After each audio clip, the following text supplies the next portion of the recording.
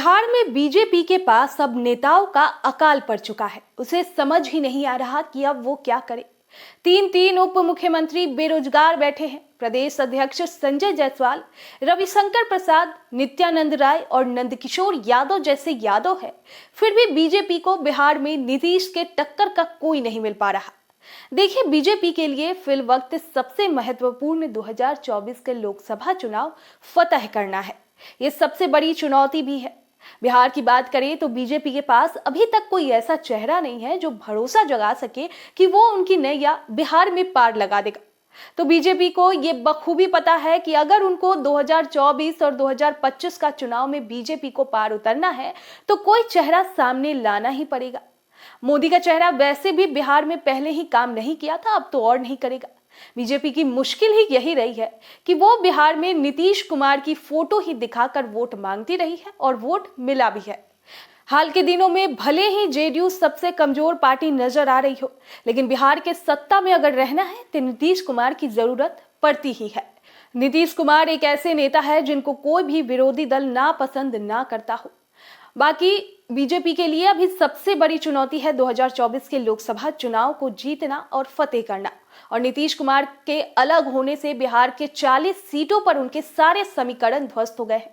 नीतीश के चले जाना वो शायद झेल जाए, लेकिन उनकी ताकत का लालू यादव की ताकत से मिल जाना बीजेपी के लिए हाहाकारी हो गया है। क्योंकि बिहार में हिंदुत्व के साथ नया पार लगाना संभव नहीं है, उनके साथ दलित पिछड़ों का भरोसा जीतना भी भारी चुनौती है। वहीं बीजेपी के पास अभी ऐसा कोई चेहरा ही नहीं है, खासकर पिछड़े चेहरा, जो उनको भरोसा दिला सके कि वो उनका नया पार लगा सकता है। तो आइए एक एक करके समझते हैं कि कौन कौन हो सकते हैं बीजेपी के खेवनहार। तो सबसे पहले आते हैं सुशील मोदी। बिहार में बीजेपी के कदावर नेता है सुशील कुमार मोदी, लेकिन बीजेपी ने उन्हें राज्यसभा का सदस्य बनाकर बिहार की राजनीति से विदा ही कर दिया है। सुशील मोदी को नीतीश कुमार का सबसे भरोसेमंद माना जाता रहा था।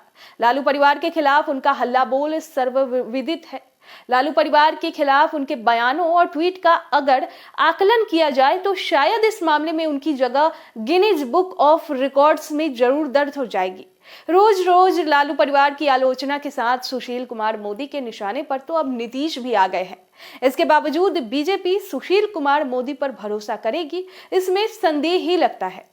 बीजेपी के पास लव कुश समीकरण साधने के लिए सहयोगी उपेंद्र कुशवाहा और आरसीपी सिंह जैसे नेता जरूर है, लेकिन वो चुनाव नहीं जिता सकते।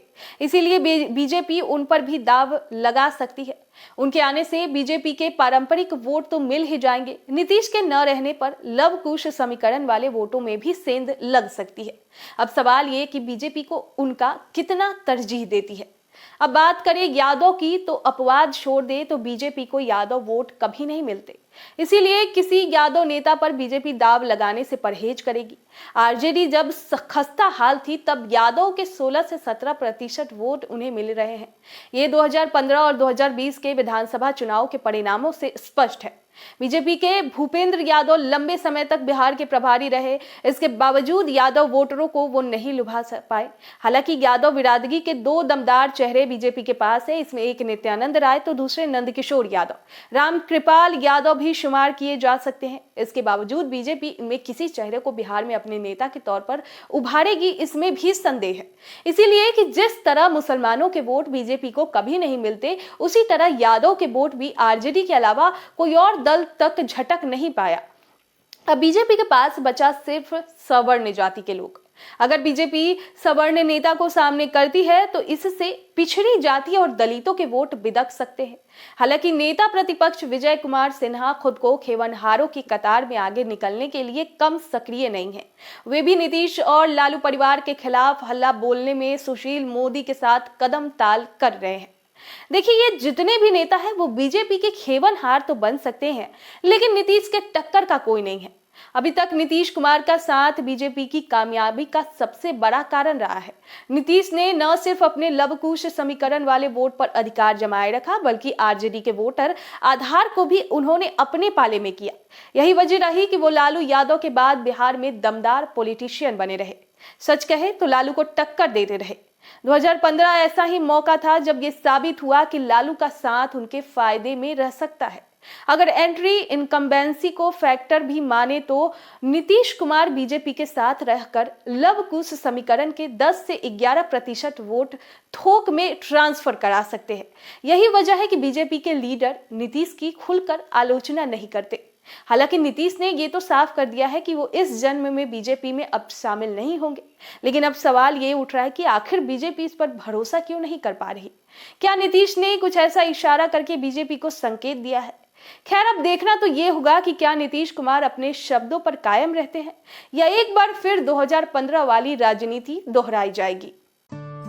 दीक्षांत एडुटेक लाया है दीक्षांत डिजिटल क्लास। दीक्षांत डिजिटल क्लास का उपयोग कर छात्र बना सकते हैं पढ़ाई को बेहद आसान और मजेदार। दीक्षांत डिजिटल क्लास को स्कूल में बैठकर देखना है तो पेन ड्राइव और स्मार्ट टीवी बनेगा सही माध्यम। चलिए अब ये भी जानते हैं कि दीक्षांत डिजिटल क्लास का फी स्ट्रक्चर क्या होगा। नर्सरी से लेकर यूकेजी के लिए 7,000, नर्सरी से लेकर दूसरी कक्षा के लिए 12,000, नर्सरी से लेकर 5वीं तक के लिए 18,000, नर्सरी से लेकर 8वीं तक के लिए 24,000, नर्सरी से लेकर 10वीं तक के लिए 30,000। अगर आपको डेमो करना है तो उसके लिए आप दीक्षांत डिजिटल क्लास के YouTube चैनल को विजिट कर सकते हैं। हमारे YouTube चैनल को सब्सक्राइब और Facebook पेज को लाइक करना ना भूलें। धन्यवाद।